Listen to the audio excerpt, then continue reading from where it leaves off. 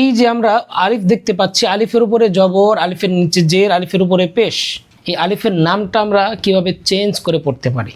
এই আলিফের একটা সূত্র আছে, সহজ সূত্র আমরা জানব।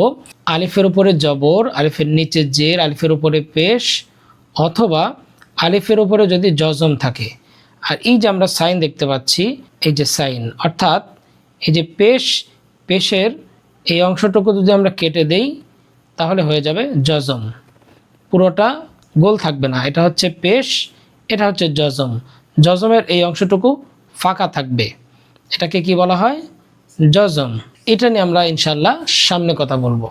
তাহলে আলিফের উপরে জবর, জের, পেশ অথবা যদি জজম থাকে তাহলে এই আলিফের নাম পরিবর্তন হয়ে এই আলিফটাকে আমরা এই হামজা বলে ডাকবো।